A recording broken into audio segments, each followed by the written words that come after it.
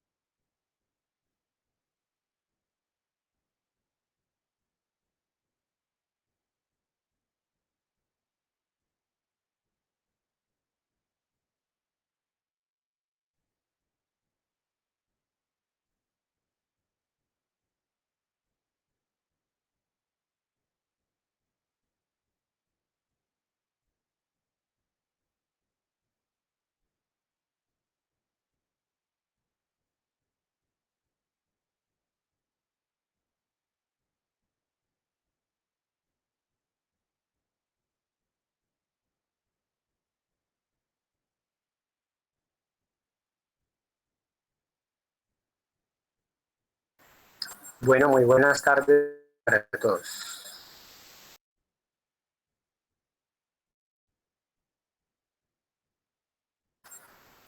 Como les prometí la vez pasada, entonces, y en atención a las sugerencias que ustedes dieron en la metodología de trabajo, vamos a hacer un pequeño resumen de lo que vimos en la clase anterior. Después entramos en la temática que nos ocupa hoy y al final hacemos otro pequeño resumen de esa temática. Entonces, voy a presentar unas 10-12 diapositivas sobre el tema resumido de lo que vimos en el ciclo menstrual para hacer algunas claridades.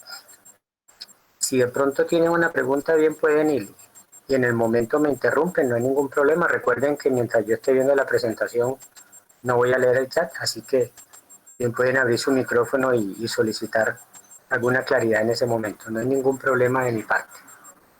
Entonces vamos a iniciar esa presentación.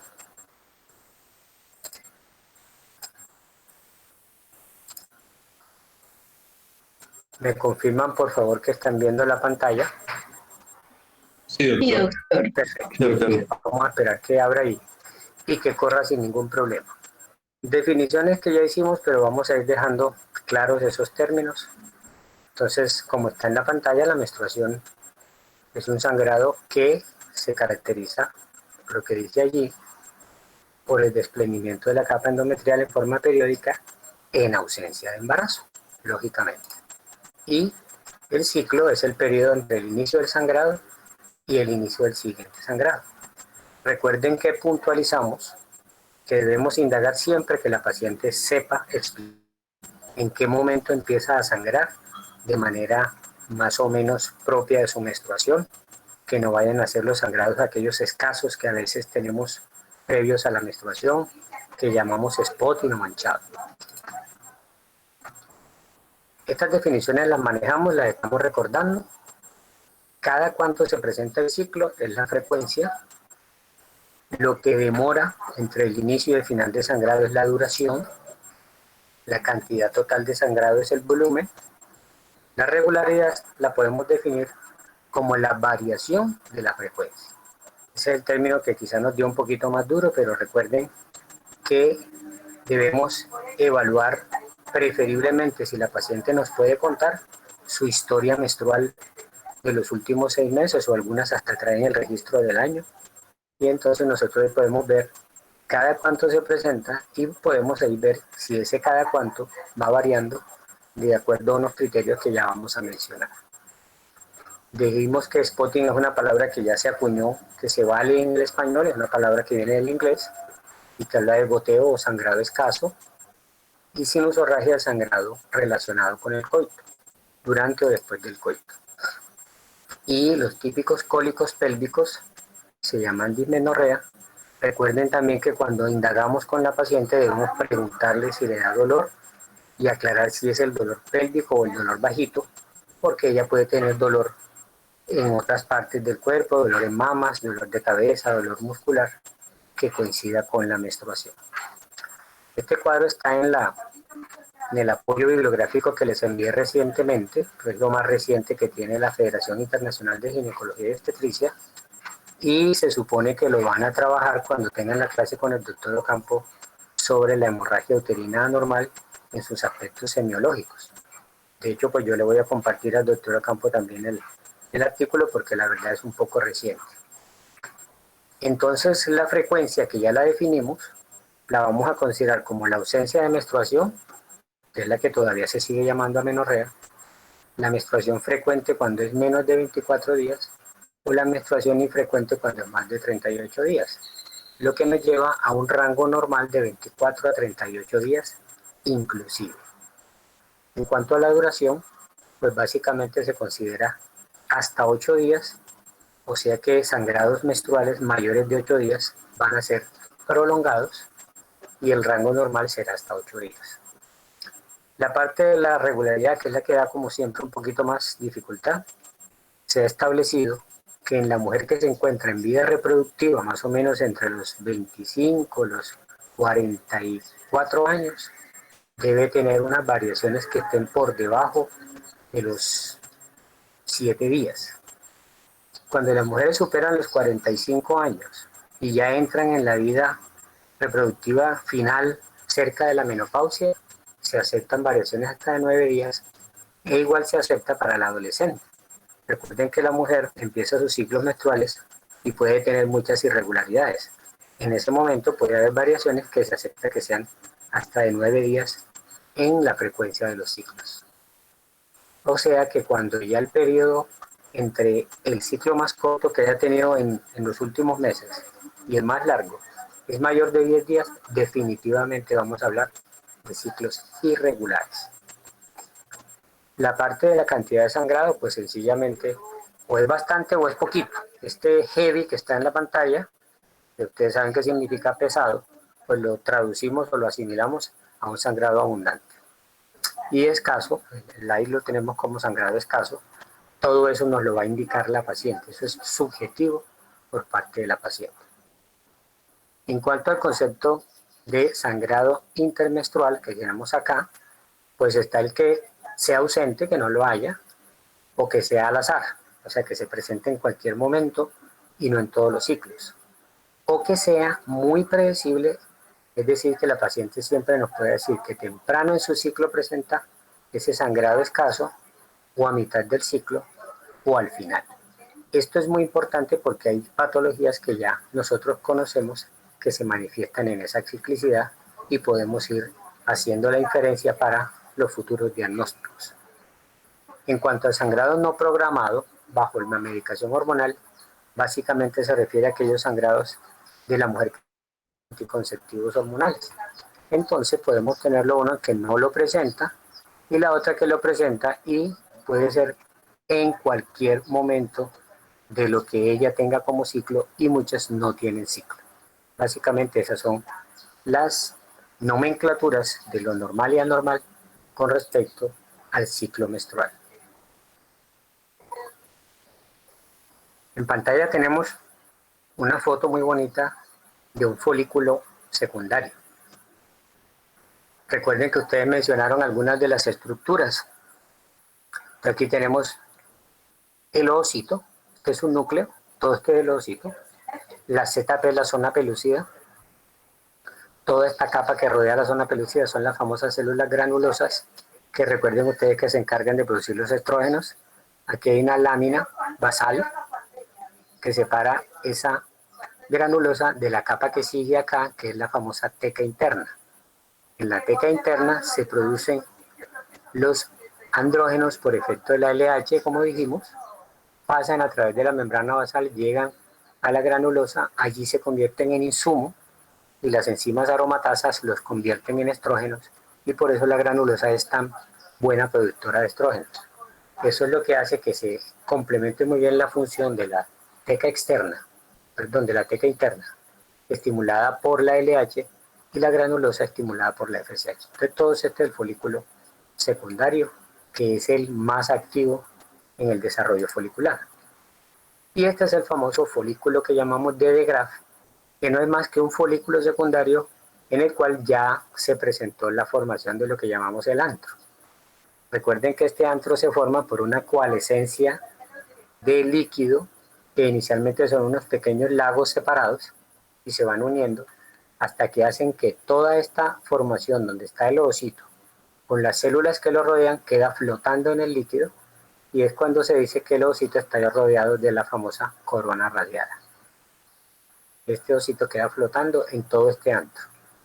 Cuando nosotros hacemos ecografía, que ahora les voy a mostrar unos ejemplos, lo que vemos que llamamos folículo es el antro, es el líquido, es el que podemos ver por ecografía. Nosotros no vamos a ver el ovocito, evidentemente, cuando hablamos de los folículos. Me detengo para recordar que primero hubo un folículo primordial que, como ustedes recuerdan, dijimos que se rodea de una sola capa de células, es un ovocito rodeado de una sola capa de células, progresa al folículo primario que tiene el mismo ovocito pero ya con más células y finalmente llega al secundario que les mostré en la diapositiva pasada y que es este mismo, pero este ya está en proceso de desarrollo del antro. Esta diapositiva nos muestra cómo acá están en el ovario los folículos primarios o primordiales, después vienen los primarios que van transicionalmente pasando a secundarios y tienen un antro pequeño, un antro grande, hasta que ya ese antro se vuelve una zona completamente llena, distendida con el líquido folicular y ese ovocito va migrando, como ustedes lo ven aquí, desde la parte más interna del ovario hacia la parte del borde del ovario incluso protruye antes de la ovulación, antes de romperse y liberar el líquido, y en el líquido iría flotando, como decimos, el ovocito. Después que se presenta la ovulación, aparece entonces esta formación, que es el cuerpo lúteo, en el cual las células de la granulosa que estaban aquí se convirtieron en células lúteas especializadas para producir progesterona. Y este cuerpo lúteo, productor de progesterona, persiste durante las 2 siguientes semanas hasta que ya se va convirtiendo en algo atrésico y se forma lo que llamamos el cuerpo albicans, que ya no es activo. O sea que en esta gráfica podemos ver prácticamente todo el ciclo de desarrollo del folículo ovárico. Vamos a aprovechar esta imagen para recordar en qué consiste la primera fase del ciclo, es decir, vamos a llegar hasta aquí, hasta la ovulación. Aquí estamos en el momento de la menstruación. El endometrio venía grueso, estaba en fase secretora. Al bajar todo el estímulo hormonal que él tenía, porque los estrógenos y la progesterona están en un nivel bajo en ese momento, entonces se descama el endometrio y esto es lo que se llamaría la menstruación. En ese momento, la FSH y la LH están en un proceso relativo de reposo, los estrógenos y la progesterona en reposo, y los folículos, de los cuales alguno va a ser el folículo dominante de este ciclo, todavía no podemos definirlo, porque todos están con un diámetro que puede, si lo vemos por ecografía, puede estar entre 2 y 10 milímetros la imagen que vemos, que es, como yo les dije, el antro. En el momento en que pasamos la primera semana, ya empezaron a presentarse algunos cambios de los que mencionamos. Por efecto de la FSH, las células de la granulosa empiezan a producir estrógeno y los estrógenos, como ustedes ven aquí, empiezan a subir. En ese momento miren que la progesterona se mantiene más o menos en el mismo nivel, está quietica, están subiendo los estrógenos. Al subir los estrógenos estimulan el endometrio y él empieza a proliferar. Aquí está la proliferación endometrial. Esto es lo que llamaríamos la fase proliferativa, comandada por la FSH, mediada por los estrógenos, y el órgano efector principal es el endometrio con su proliferación. Los estrógenos suben de una manera notoria y poco antes de la ovulación alcanzan una meseta, y cuando alcanzan esa meseta producen el efecto paradójico que mencionamos, y aunque ellos venían inhibiendo a la LH, que estaba aquí más o menos estable, en ese momento disparan un mecanismo paradójico y la LH empieza a subir. Y esa LH sube en cuestión de horas. Aquí arranca y aquí es 12 horas. Y miren cómo sube. En 12 horas tenemos una LH bastante elevada que produce una serie de cambios en el folículo que ya los vamos a mencionar para facilitar la ovulación. Hay un pequeño pico de la FSH, miren, no se nos olvide, que a veces negamos este pico. Él también tiene su función. Y en ese momento preparamos todo para la ovulación. Esa pregunta le hicieron en la clase pasada, que los estrógenos teóricamente empezaban a bajar. Eso es cierto. Ellos llegan a una meseta. Cuando ellos estimulan la LH y la LH empieza a subir, en ese momento son capaces de hacer que se empiecen a transformar algunas células de la granulosa en células lúteas y ya la progesterona empieza a subir. En la medida en que las células producen progesterona, dejan de producir estrógeno, por eso este estrógeno baja antes de la ovulación. Y paramos aquí en el proceso de ovulación. Vamos a hacer un pequeño resumen con ecografía, de la que hacemos la mayoría de estas ecografías son sacadas de mi consulta. Entonces aquí tenemos un ovario en el momento en que la paciente está en su ciclo de sangrado. Miren que el ovario es una estructura alargadita y que tiene unas imágenes negritas. Esas imágenes negritas son los folículos, que en ese momento, como les digo, miden menos de 10 milímetros, algunos miden 2, otros 3, en fin. Y lo que nosotros vemos es el antro folicular de cada uno. Este es un corte del útero y ustedes ven una línea blanca, que es el endometrio. El endometrio en el momento del sangrado menstrual está completamente delgado, porque todo el contenido que había se descamó en forma de sangrado. Esta paciente ya avanzó en su proceso de desarrollo espontáneo folicular y miren que ya hay un folículo que tiene características mayor en tamaño que los otros, porque él en ese momento ya es el dominante. ¿Qué ventaja tiene el folículo dominante? Tiene más receptores para la FSH, por lo tanto la FSH que él mismo inhibe al producir estrógenos, disminuye la concentración de FSH en general, pero para él la FSH sigue siendo adecuada porque él tiene buenos receptores. Y el otro mecanismo es que en ese proceso de dominancia, él tiene mecanismos que le facilitan la llegada de más sangre por una vascularización nueva, una neogénesis vascular que hace que él reciba mayor aporte sanguíneo y por lo tanto de la poquita FSH que hay se va la mayoría para donde él, lo que hace que los demás folículos no reciban ese estímulo y por eso no progrese. Esta es la famosa dominancia. ¿Cuándo podemos nosotros evidenciar esa dominancia en ecografía? Aproximadamente después de haber visto esto, en el quinto día o sexto día del ciclo ya vemos que hay un folículo que se destaca. Y en ese momento miren que el endometrio, que era una línea, se va convirtiendo en algo más gruesecito, que puede tener este aspecto en el cual ustedes ven como 3 líneas blancas y en la mitad 2 líneas negras. La línea blanca del centro es la aposición de las capas endometriales, la línea negra es el líquido que se acumula y la línea blanca ya es el borde de la línea endometrial. Esto es un endometrio que ustedes van a encontrar descrito como multilaminar o pentalaminar o trilaminar. Más adelante en el ciclo, el folículo definitivamente es el principal, los demás prácticamente ni se ven. Y miren este endometrio multilaminar o pentalaminar, como se ve claramente, le podemos medir su grosor, el cual va aumentando paulatinamente. Básicamente esto es lo que pasa hasta el momento de la ovulación. ¿Qué pasa con la fase inmediatamente anterior a la ovulación? Por un efecto de la LH, que a su vez se aumentó por el efecto paradójico de los estrógenos, cambia la distensibilidad de la pared del folículo, que es lo que hace que esa pared se rompa tarde o temprano. Este folículo está a tensión. Miren todo lo que creció el folículo. Paralelo a ello, como se está produciendo una buena cantidad de estrógenos, esta es la característica del moco del cuello uterino de la mujer. Esto es lo que llamamos un moco filante, acelular, transparente. Este moco permite perfectamente el paso de los espermatozoides, que es una función reproductiva muy importante en ese momento. Y este es un endometrio muy trilaminar o muy pentalaminar que se está formando por efecto de esos estrógenos.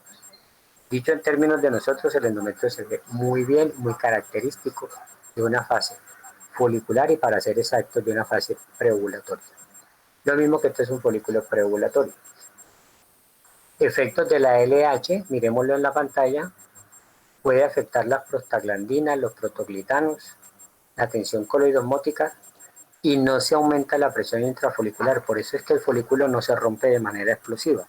Ahora les voy a mostrar en una diapositiva. Se reasume la famosa meiosis, se libera el ovocito hacia el líquido folicular y queda flotando por aquí. Se inicia la luteinización de la granulosa con la síntesis de progesterona, como les mostré en la diapositiva. Y miren este hallazgo, entraron a hacer una cirugía y se quedaron viendo la ovulación y le tomaron fotos. Esto no es algo muy rápido, esto demora minutos o incluso horas. Aquí tenemos lo amarillito, es el folículo. Perdón, es el óvulo. Y todo lo que está acá es el folículo que prácticamente protruye de la pared del ovario. Todo esto es el ovario. Aquí tenemos cómo sale. Y miren que sale lentamente, ni más ni menos como si estuvieran exprimiendo y sacando un gel aproximadamente. Esto da pie a que pensemos que la ovulación no es un proceso ni explosivo ni de corto plazo. Y además, el óvulo tiene un tiempo para ser fecundado, lo cual da la posibilidad de que no tengamos demasiada prisa en recomendar a las parejas que tengan relaciones sexuales cerca de un horario determinado para que la señora quede en embarazo porque esté pensando que se va a perder el óvulo de ese momento. Características de la ovulación, entonces obviamente la ruptura de la pared folicular, la expulsión del ovocito, la completa meiosis, expulsión del primer cuerpo polar y el inicio de la segunda meiosis, que como ustedes deben recordar, solo se completa cuando hay fecundación de ese ovocito. Ahora aprovechemos la misma diapositiva y hablemos de la fase secretora. Entonces, ya pasó la ovulación, baja la LH bruscamente, baja la FSH y entran en reposo. Se forma el cuerpo amarillo, cuerpo lúteo, produce progesterona, la cual sube, y en la medida que sube estimula el endometrio para que se vuelva secretor. Este endometrio secretor usualmente es más grueso que el endometrio proliferativo, es lo típico. Sin embargo, no hay un nivel de endometrio secretor grueso que consideremos patológico. Hay unos valores que ustedes van a encontrar en los libros que nos indican unos promedios a los cuales llegan los endometrios en fase secretora, pero ninguno de ellos nos indica que si pasa ese valor sea una situación patológica que debamos preocuparnos. A veces hay un malentendido con eso. Ya les voy a mostrar una diapositiva. Entonces, básicamente son los grandes eventos que se ven acá. Tarde o temprano, la función del cuerpo lúteo va bajando y deja de producir progesterona. Él también produce estradiol aquí, también deja de producirlo y miren que ya caen los niveles y eso es lo que va a propiciar que aquí se presente la caída menstrual. En esta gráfica de aquí arriba que ven la FSH, miren que viene inhibida pero tiende a subir un poco antes de la caída menstrual. Esta pequeña elevación de la FSH, algunos le llaman, unos expertos en este tema le llaman el prepico de la FSH. Y se considera que ese pequeño estímulo hace que los folículos que están en reposo en ese momento, esperando, pero ya en fase de folículo antral, reciban el estímulo para el próximo ciclo. O sea que los folículos que se desarrollan en un ciclo determinado realmente recibieron un aviso desde el ciclo anterior y se considera que es este pico de la FSH. Básicamente estos son los hallazgos de la segunda fase. Y lo podemos resumir ecográficamente en que el folículo que le veíamos sus bordes nítidos, miren que aquí los bordes son como anfractuosos, como borrosos. Y lo mismo pasa con el endometrio, deja de ser unas líneas muy definidas y empiezan unas líneas como difusas. Más adelante, lo que era un folículo que se le veía su imagen interior oscura, en ecografía lo oscuro es líquido. Miren que esto ya es una imagen completamente compleja en la que hay componente líquido, componente sólido. Y generalmente esta es la imagen que da el cuerpo lúteo porque él se llena inicialmente de sangre. Pero el tamaño es muy similar al que tenía cuando era folículo, cuerpo lúteo. Y este es el endometrio. Fíjense el cambio que ha habido entre este endometrio y este de acá. Que quede claro que esta imagen del endometrio que están viendo, que llamo trilaminar, no se da en todas las pacientes, se puede dar en un 70-75% de pacientes en fase proliferativa. Algunas tienen un endometrio homogéneo parecido al secretor, pero el endometrio secretor de todas maneras es más grueso y a veces da un mensaje preocupante porque el colega que hace la ecografía o quien la interpreta consideran que aquí puede haber algún tipo de patología. Y ni qué decir si llegamos más adelante y vemos un endometrio como este, que está mucho más grueso y que se ve una imagen que en ecografía claramente tiene más eco, más ecogénica que el resto del útero. Pero todo esto puede ser normal y cuando empieza a descamarse la menstruación pasa lo siguiente. Miren, el endometrio se vuelve delgado nuevamente. O sea que si nosotros vimos una ecografía donde nos preocupó ese endometrio grueso, citamos a la señora para el periodo posterior a la menstruación y vemos este endometrio, ya quedamos más tranquilos. Doctor, una pregunta. Bien, pues. Por ejemplo, si una mujer, uno le encuentra el hallazgo pues de ese endometrio engrosado y uno la cita y ese endometrio sigue así, la mujer puede entonces estar haciendo como una retención de ese endometrio hacia la parte...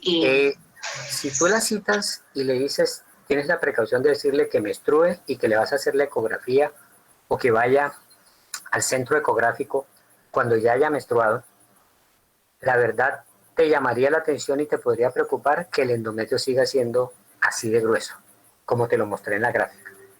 Esa es una prueba que debemos hacer en la práctica, que debemos tener muy en cuenta. Primero, cuando vimos el endometrio inicialmente, y nos preocupó no generar una mayor alarma. Sencillamente decirle, señora, aquí tenemos una imagen en el endometrio que nos gustaría confirmar en otra ecografía, no más. Porque a veces le decimos, señora, este endometrio parece tener una hiperplasia, o estoy preocupado. Y entonces la señora pues sale preocupada, llama a su sobrina que estudia medicina en la del Quindío y le pregunta qué es una hiperplasia. La sobrina le dice todo lo que ya sabe de hiperplasia, lo cual la preocupa más, ¿sí? Entonces nosotros debemos dar un mensaje, no de alarma, sino de necesidad de un estudio confirmatorio, como tú lo acabas de sugerir. La citamos a otra ecografía y que esa ecografía se pueda planear que sea postmenstrual. Preferiblemente que no esté sangrando, porque a veces la señora es tan juiciosa que se hace la ecografía en los días en que se le está quitando. Y resulta que si ella todavía tiene algo de sangre en el tracto de útero hacia cervix, puede haber en el interior del útero coágulos, y los coágulos dan una imagen ecogénica similar al endometrio que acabamos de ver. Entonces se perpetuaría la preocupación. Entonces, citemos la paciente en una fecha en la que definitivamente esté lejos del último día, pero no tanto, para que se encuentre todavía en fase proliferativa. Y si vemos la morfología típica trilaminar o vemos un endometrio homogéneo, pero ya con un grosor acorde al momento en que está la paciente, ya el mensaje de preocupación disminuye o prácticamente se acaba la preocupación. ¿Contesté tu pregunta? Sí, doctor, muchas gracias. Perfecto. Bueno, decía yo que hacemos con esto un pequeño resumen ya para terminar. Y entonces tenemos FSH y LH en reposo de momento menstrual, folículos antrales esperando, estrógeno y progesterona en reposo y menstruación cayendo. Inmediatamente, porque esto es una dinámica, inmediatamente empiezan los estímulos de FSH en la granulosa, producción de estrógenos, maduración del endometrio, convertirlo en proliferativo. En ese momento la LH está trabajando, estimulando la teca para producir la testosterona y los otros andrógenos, y estos pasan a la granulosa para convertirse en estrógeno. El estrógeno sube, llega a un punto en el cual ya dispara la LH va produciendo cambios para que la granulosa se transformen en células lúteas, produzcan la progesterona y ya en ese momento se rompe el folículo con todos los cambios que tuvimos, libera el óvulo, viene la ovulación y a partir de ahí ya lo que queda es cuerpo lúteo donde estaba el folículo, disminución de ese pico de LH y de FSH vuelven a bajar a un nivel casi de reposo, elevación de la progesterona, estímulo de la progesterona al endometrio para convertirlo en secretor y función del cuerpo lúteo durante 2 semanas, después de las cuales deja de funcionar y al dejar de funcionar ya no estimulan al endometrio y el endometrio cae y viene la menstruación y ese es el ciclo menstrual. Esta es la diapositiva de cierre, con todo el cariño para las damas y quedo atento si tienen alguna pregunta hasta aquí para que sigamos con la parte que sigue de la temática. Espero que lo que se presentó haya logrado consolidar toda la discusión que tuvimos la vez pasada. Laura, tienes abierto el micrófono, ¿vas a preguntar? ¿Quién puedes?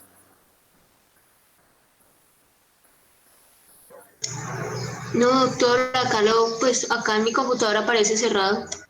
Bueno, no importa, no hay problema, ahí sí lo apagaste. Santiago también lo tiene abierto, bien puede preguntar, no hay problema.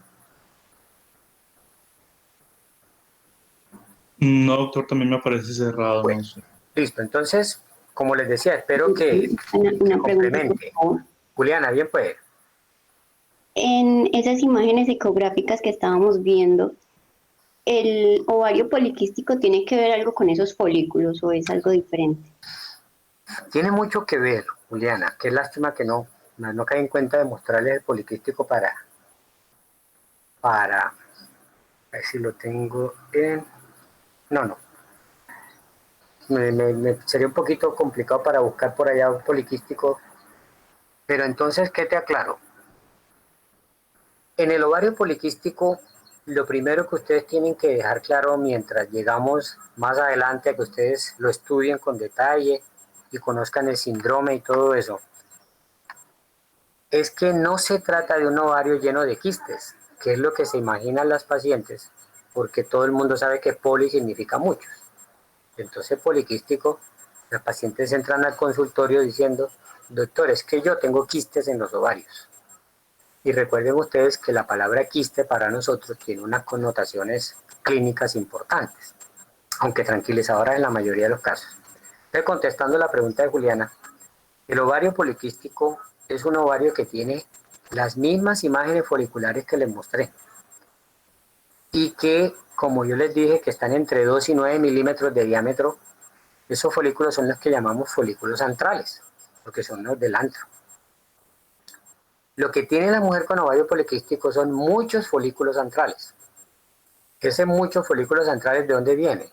De un proceso fisiopatológico que, aunque no vamos a profundizar acá, hace que ella tenga una gran cantidad de folículos que o no se desarrollaron o que están esperando el desarrollo, pero todos se quedaron en el ovario. Por lo tanto, en el momento en que yo entro a mirarlo con mi ecografía, los veo todos. En cambio, en la paciente que acabas de ver, que tenía como 5 imágenes foliculares o 7, ella en total en el ovario haciéndole un rastreo, puede que tenga 10, puede que tenga 12, ninguno mayor de 10 milímetros. Y a medida que se van desarrollando todos los cambios que les dije, y que hay uno dominante, los demás entran en atresia, y entonces cuando yo le hago la nueva ecografía para una valoración de del próximo ciclo, voy a ver una imagen parecida a la vez pasada. Voy a ver otros que ya alcanzaron a ser visibles y tienen 3, 5, 7 milímetros de diámetro, menos de 10, y van a ser los mismos 8 o 10 o 12 folículos que ella mantiene. En cambio, la del ovario poliquístico es como si se le quedaran los del mes pasado pendientes y le aparecieran los de este mes, más o menos. De tal manera que cuando tú pasas el rastreo con el ecógrafo, ves múltiples imágenes de ese tipo. Se ha establecido recientemente que el conteo de folículos debe dar 20. Hasta hace 3 años se aceptaba el conteo de 12.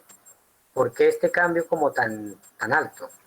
Porque cuando se hizo el consenso en el 2003 para definir el ovario poliquístico ecográfico, la tecnología de los ecógrafos permitía esa correlación.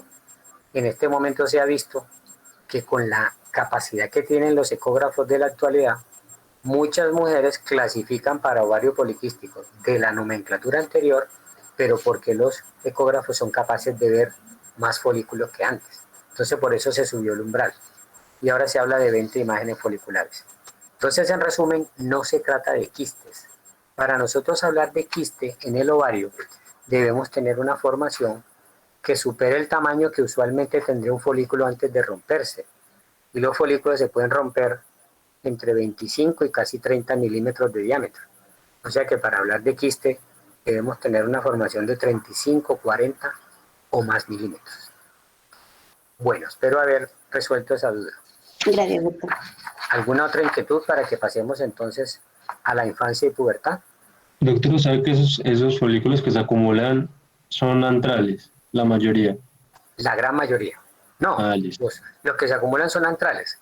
Cuando tú ves un folículo mayor de 10 ya no le llamas folículo antral. Posiblemente vas a pensar que es un folículo dominante. Porque hay que aclarar que aunque es muy frecuente que la mujer que tiene ovario poliquístico tenga problemas de ovulación, al mismo tiempo hay un alto número de mujeres con ovarios ecográficamente poliquísticos que ovulan perfectamente y que no han tenido problemas para quedar en embarazo. Entonces, esa es una cuestión que también hay que aclarar. A veces la mujer recibe el mensaje, señora, tiene ovario poliquístico, o sea que usted, para quedar en embarazo, va a necesitar tratamiento. No siempre es así. Eso ya pertenece a la parte clínica que, como le digo, la manejamos cuando estamos por acá en ginecología.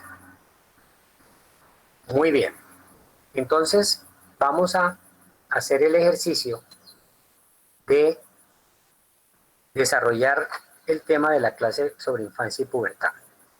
Básicamente tengo acá 3 objetivos, y es que nos quede claro el concepto de la pubertad y de las definiciones que se le relacionan.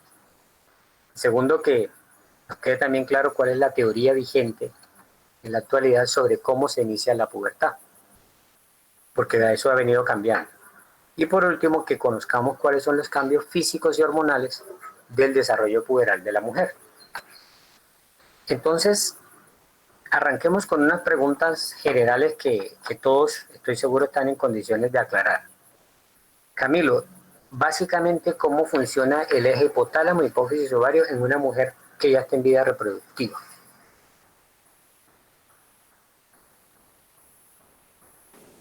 Pues doctor, está produciendo FSH y LH. Perdón, un poquito más durito, Camilo. Doctor, pues empieza a producir FSH y LH Y entonces, y entonces estimula a los folículos primarios para que se vayan desarrollando y terminen su bueno, maduración. te aclaro algo que de pronto ahí hay una pequeña confusión. No es claro el efecto de la FSH y LH sobre el folículo primario. No es claro. Es claro sobre el folículo secundario cuando ya estamos en la fase preantral o antral. Y eso creo que incluso una compañera de ustedes lo dijo en la clase pasada. No es claro el efecto, pero a su vez es controversial y todavía se estudia si tal vez niveles bajos de FSH son los que estimulan el desarrollo del folículo desde primordial y primario hasta secundario. Es solamente una claridad. Bien, puede seguir. ¿Y qué era el resto de la pregunta, doctor? Es que la pregunta todavía no he empezado a responderla. Es ¿cómo funciona el eje hipotálamo, hipófisis, ovario? Em,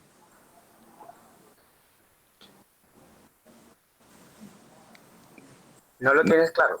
no, doctor, no lo tengo claro. No. Pero vamos a pedirle la ayuda al público. Claudia Mercedes, tú eres el público.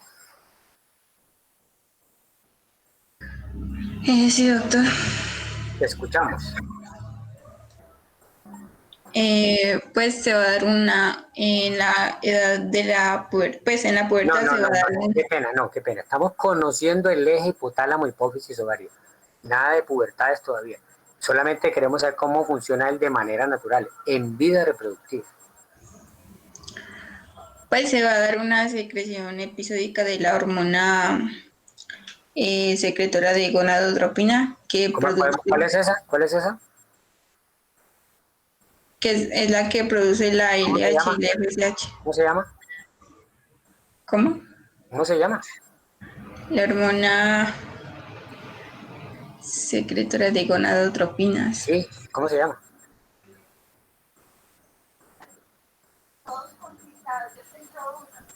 ¿Quieres la ayuda del público? Bueno, Daniela, ¿cómo se llama la hormona que estimula la producción de las gonadotropinas? La hormona gonadotrópica. ¿Seguro? Gonadoliberina, doctor. Ese es un nombre que le dan. ¿La sigla cómo es? GNRH. GNRH, hormona liberadora, o sea, la hormona liberadora de gonadotropina, el nombre en español, GNRH, el nombre acuñado internacionalmente del inglés, ¿sí? Que se refiere al R es de release, ¿sí? Que es liberadora. Por eso lo que pusieron en el chat está muy bien. Entonces, arranquemos con que se produce primero eso, que era lo que nos estaba explicando primero Claudia. Claudia, ya la ayudaron. ¿Esa hormona dónde se produce? ¿En qué parte?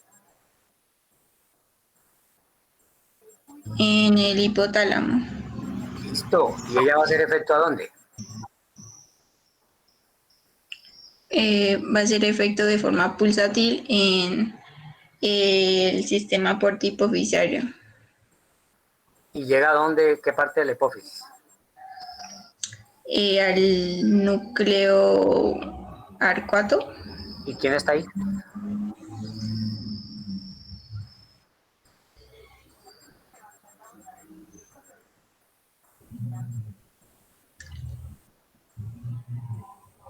Acá Carol pregunta que si estás hablando de la hipófisis, porque es que el núcleo arcuato está en el hipotálamo, que es de donde salió.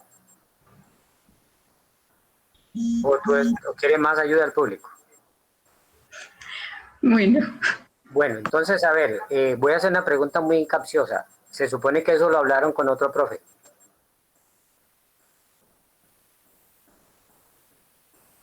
No importa que conteste uno. Yo vi en la programación una clase sobre las hormonas del eje. Todo eso. Aquí Laura pregunta que si la pituitaria. Pero a su vez yo le mandé la... Señor, escucho.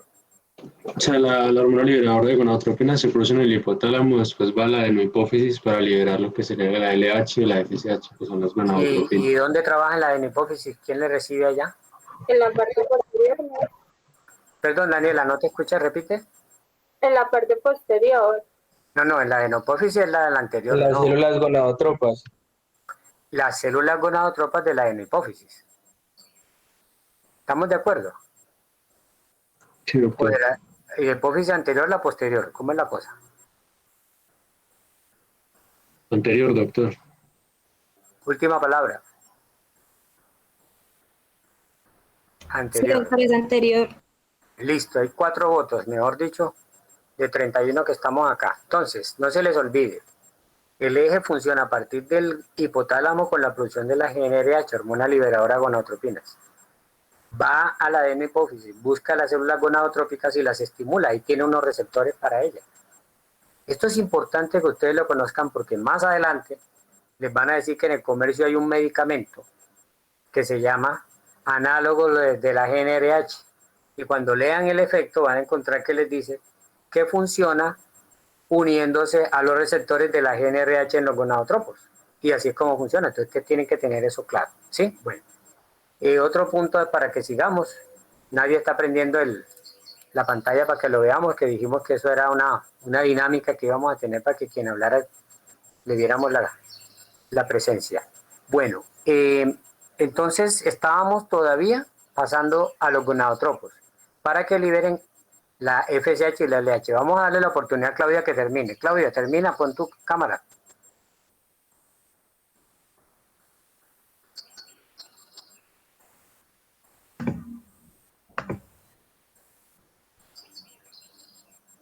Listo, Claudia, termina la idea entonces. Ya te ayudaron. Se produce la FSH y la LH en la hipófisis y entonces... bueno, entonces se va a liberar las coleligenotropinas como la hormona luteinizante y la hormona folículo estimulante. Sí, señora. Esta liberación de estas gonadotropinas es de forma pulsátil y rápida. Entonces, de esta manera va a estimular la LH, mientras que la lenta favorece a la secreción de la FSH. ¿Y a dónde actúan ellas? En el ovario. ¿Y te acuerdas en qué parte del ovario actúa cada una? La LH es en las de las células teca y la FSH en las células granulares. Granulosas, muy bien. ¿Y cómo es el proceso de retroalimentación de ese eje? ¿Quién hace la retroalimentación?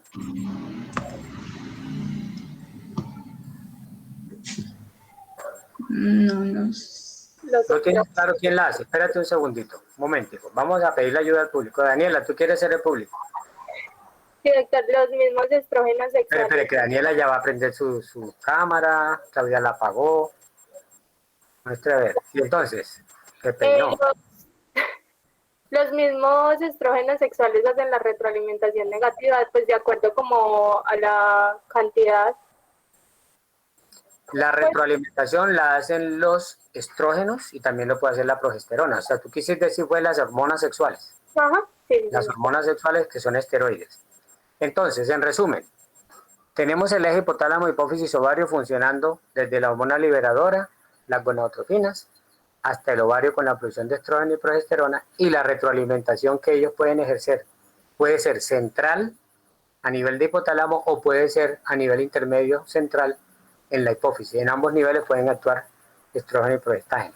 Y recuerden que de manera paradójica, esa retroalimentación tiene un momento en el cual es estimulante, que es cuando se libera la LH y el pequeño pico de la FSH. Muy bien. Ahora, así en el orden que llevamos, aquí tengo a Dani Alexander que quiere intervenir para que nos diga qué sucede en el periodo de infancia de la mujer. El eje hipotálamo, hipófisis, ovario funciona igual. No, doctor, no lo tengo claro. Perdón, repíteme. No lo tengo claro. No lo tienes claro. ¿Alguien tiene claro para ayudar a Dani? Doctor, Te escuchamos, Miguel, por favor. pues o sea, según lo que yo había leído, durante la infancia, pues por eso durante la infancia la niña no desarrolla mamas o no menstrua, porque durante la infancia no hay una liberación de GNRH, o esta se encuentra en muy baja cantidad.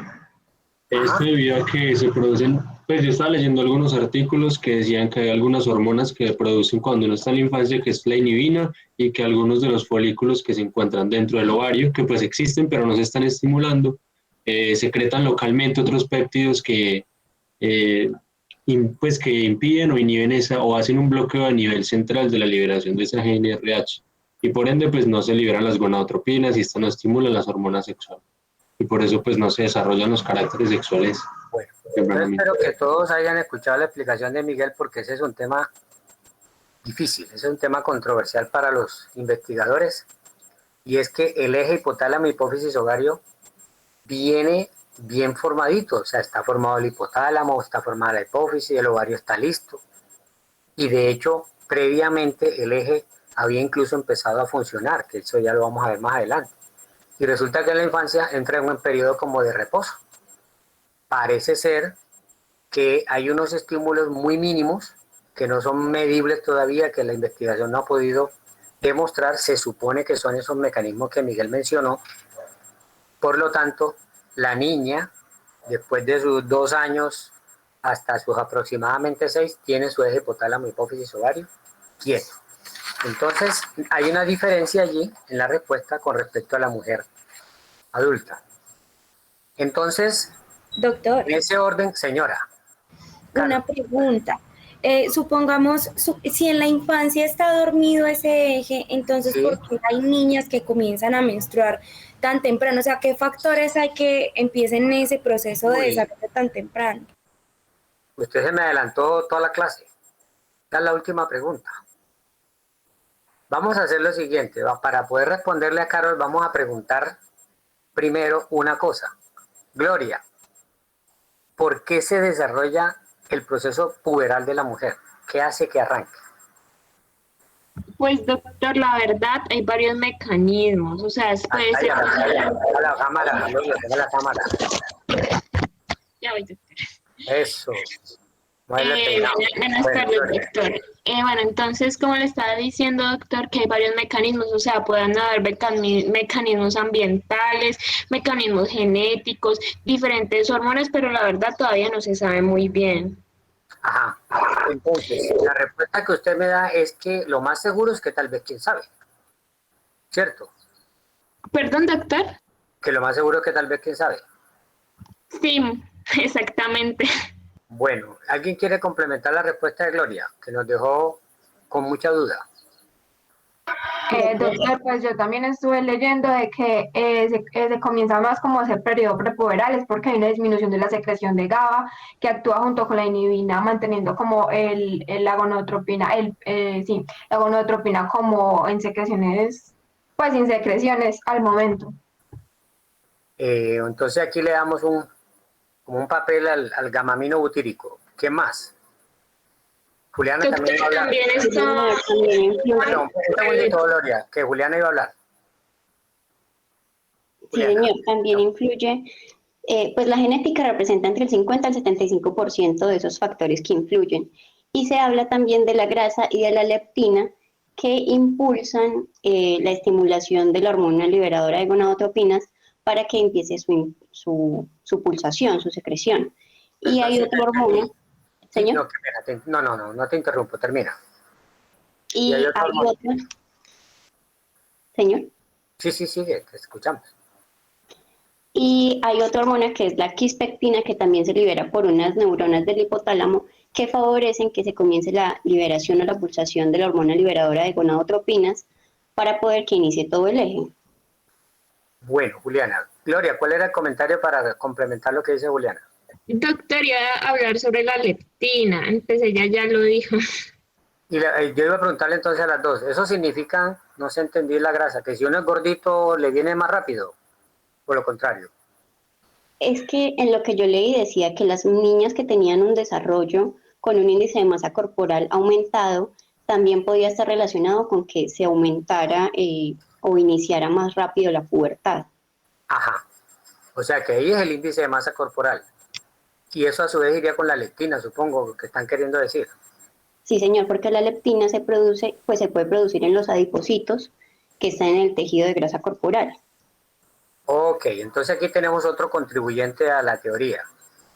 Aquí veo un nombre, voy a ver si lo pronuncio bien, Hamel. ¿Es así? Sí, doctor Hamel. Hamel, y la cara, para ver, ninguna de las otras quería mostrarnos si se peinó hoy. Eso, el Hamel sí. Bueno, Hamel, ¿tienes para agregarnos? Porque ya sabemos que la leptina, que el GABA. Sí, doctor, yo también pues estaba mirando que se da una señalización por una neurocinina B, que esta tiene como un papel en lo que es la activación de todo el sistema endocrino reproductivo para que se empiece pues lo que es como tal la pubertad. Entonces esto es una neuroquinina, según tú nos estás diciendo. ¿Cómo, doctor? Perdón. Dijiste que es una neuroquinina. Sí. Pero te quedó como calladita. Bueno. Es que no le entendí bien, doctor. Que si era una neuroquinina, es la pregunta. Sí, neuroquinina. Sí, neuroquinina. Perfecto. Bueno, entonces, regresemos a la pregunta de Carol. ¿Por qué algunas niñas presentan tempranamente sangrados? Entonces, Carol, acláranos la pregunta. ¿Estás hablando de sangrado o de desarrollo puberal? No, de desarrollo puberal, doctor. Ah, bueno, no te referías al sangrado en particular. Recuerden que el concepto de desarrollo puberal como tal, ¿sí?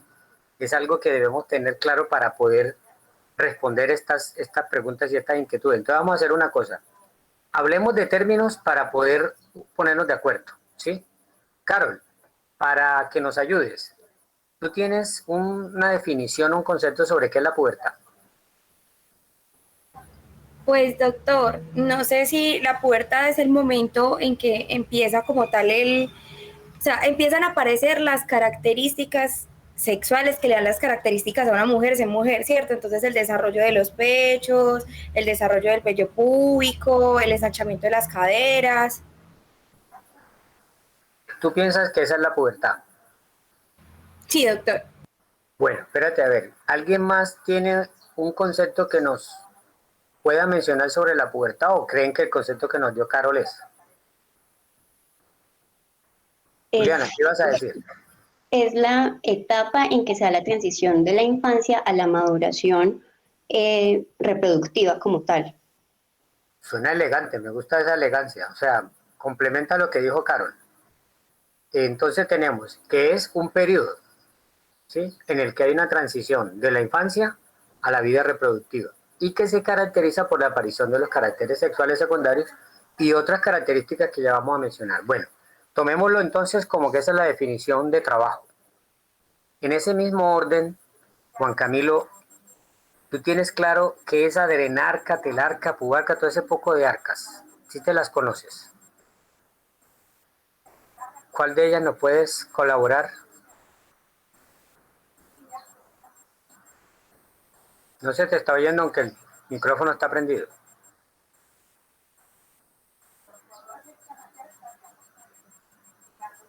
¿Qué pasó, Juan Camilo? El micrófono está prendido y no te escuchamos, o yo no te escucho.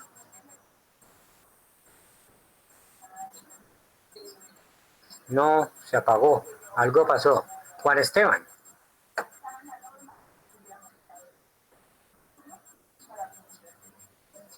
Sí, doctor. Las damas nos han mostrado su imagen. ¿Tú nos puedes mostrar tu cámara? Ya. Eso. Juan Esteban, tú nos vas a sacar aquí de una duda. ¿Qué es adrenarca? La adrenarca tengo entendido que es el aumento en la actividad del eje hipotálamo hipoficiario y en la producción de andrógenos. Hipotálamo, hipófisis, ¿qué más?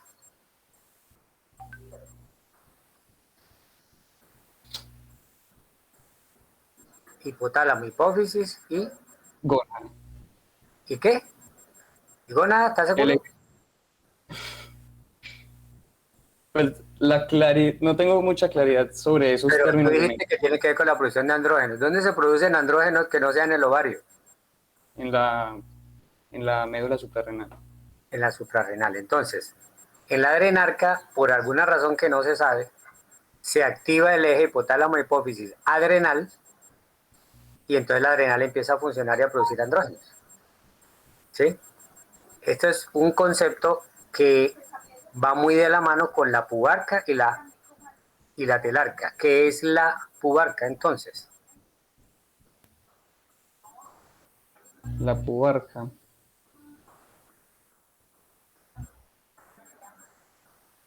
Pues yo tengo entendido que la pubarca es la aparición del vello púbico, como de los primeros caracteres sexuales secundarios. ¿Estamos de acuerdo? Esa es la pubarca.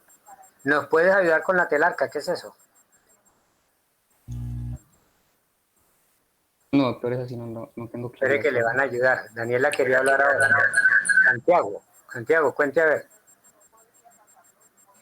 Bueno, doctor, pues todos los significados son, pues menarca, la primera menstruación, ¿cierto? Adrenarca. Se me adelantó, pero un momentico, usted iba a decir pubarca, no se me adelante. Bueno, pubarca es el aumento de las hormonas suprarrenales. No, entonces, esa es la adrenarca, no se confunda. En la adrenarca se arranca la suprarrenal, pero no coincide con la pubarca. Sí, espérese un momentico. Y entonces, me iba a decir la telarca. La telarca es el primer signo fenotípico de la pubertad en las niñas. ¿Qué es? ¿Qué es los senos, como lo que caracteriza pues ya el desarrollo hormonal en las mujeres. Senos, desarrollo mamario, ¿quieres decir? Sí, doctor. Bueno, entonces la telarca es desarrollo mamario. Y me ibas a decir la menarca. Es la primera menstruación. Bueno, entonces, ustedes lo dijeron. En la adrenarca empieza a funcionar la suprarrenal, pero todavía no hace que se presente la pubarca. Es decir, esto se presenta antecitos de cuando se lleva a cabo la pubarca. Y la telarca va paralelo, pero recuerden que la pubarca, que es el desarrollo de vello, sí tiene que ver con el estímulo androgénico. En cambio, la telarca tiene que ver con el estímulo del estrógeno, o sea, de la que se produce en el ovario. Las mamas son muy sensibles al efecto de los estrógenos. Laura Daniela, entonces, en resumen, ¿cuándo empieza de manera natural todos los cambios que van a llevar a la pubertad? Para que, si los vemos, no nos alarmemos.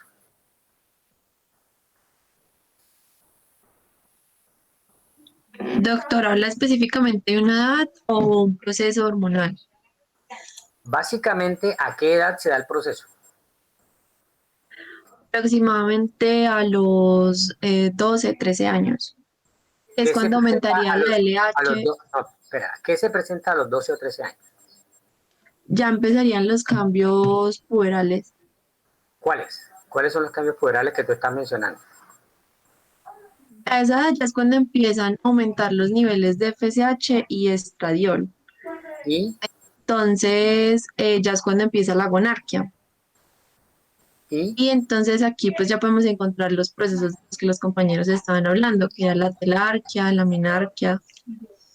Pero, a ver, me quedó la duda. ¿Los cambios puberales a qué le llamas tú? ¿A la aparición de la FSH o a lo que clínicamente vemos? Sí, la pubarquia lo que clínicamente vemos es el desarrollo del vello sexual, como dijimos, que era por los andrógenos. ¿Y todo eso es a los 12 años? Pues creería yo aproximadamente 12, 13 años. Listo, entonces ya veiste tu respuesta. Lenny, ¿está de acuerdo? Pues doctor, yo estoy de acuerdo con mi compañera, pero leí que era entre los 11 a 15 años. que se daba todo este proceso de cambio. Luisa Fernanda. Sí, doctor. Yo también Luisa, estoy viendo una L, quiero verle su cara. Yo tenía entendido que era de los 11 a los 16 también. De los 11 a los 16. Ah, Luisa está en una mecedora, por eso era que no quería aprender, que no emborrachaba. Listo, de los 11 a los 16. A ver, ¿será que de pronto tenemos un concepto equivocado? ¿Sí revisaron, Daniela? ¿Qué nos vas a decir? Pero pues si nosotros hablamos como tal del desarrollo de los caracteres sexuales, pues en el caso de la mujer normalmente entre los 7, 8 años uno ya empieza a ver que las niñas empiezan a desarrollar pues como en cuanto al desarrollo de los senos, aunque sea muy poco o lentamente. Bueno, entonces vamos a dejar un punto. Internacionalmente se acepta que si vemos una niña que empieza a tener cambios como el crecimiento de las mamas o el vello púbico a partir de los 8 años, vamos a considerar que está en un límite bajo pero normal. Lo cual nos traslada un poco a lo que demás que ustedes dijeron. Es decir, que esperaríamos que quizá a partir de los 10 años se dé, pero no podemos considerar totalmente anormal que empiece temprano. Ahora, una pregunta para cualquiera que nos pueda ayudar. ¿Qué importancia tiene el hecho de que una mujer empiece temprano su desarrollo puberal? Que de esa misma manera va a disminuir el crecimiento en esa niña. ¿Y por qué? Entre más temprano empieza la pubertad, más temprano va a dejar de crecer porque los estrógenos que se producen hace que la diáfisis y la epífisis de los huesos largos se unan y ya pare su crecimiento en longitud. Entonces puede que las niñas que inician una pubertad muy temprana, si la inician muy temprana, pueden crecer un poco más, aproximadamente unos 10 centímetros me parece que leí, pero se detiene mucho más rápido que las niñas que iniciaron su pubertad en una edad más tarde. Entonces, el peligro de tener una mujer que se desarrolla como mujer de manera temprana es que el mismo organismo se encarga de que ella crezca aparentemente rápido, pero después se queda corto y se altera su potencial de crecimiento. O sea, dicho en términos muy coloquiales, se quedó pequeña, se quedó chiquita. Muy bien, ese es un peligro. Recuerden que el otro peligro es que si ella completa el desarrollo puberal, vamos a tener una mujer con una edad muy temprana en condiciones de quedar en embarazo. Ese es otro peligro muy importante para todas las mujeres.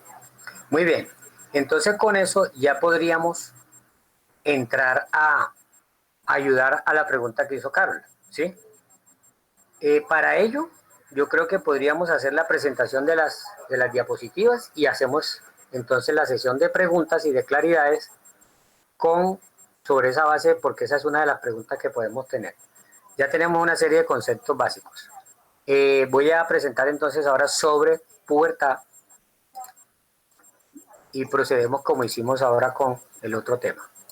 Doctor, una pregunta, es que no me quedó con tanta claridad estos fenómenos de gonadarquia, adrenarquia, o sea, todos se presentan de una forma, se presentan en algún tipo de orden o se presentan disparmente, pero a una edad, a un rango de edad. Precisamente, Miguel, muy buena la inquietud, porque precisamente con el ánimo de dilucidarlo quiero hacer la presentación, ¿sí? Porque en realidad genera confusión. Ya les voy a ayudar con eso.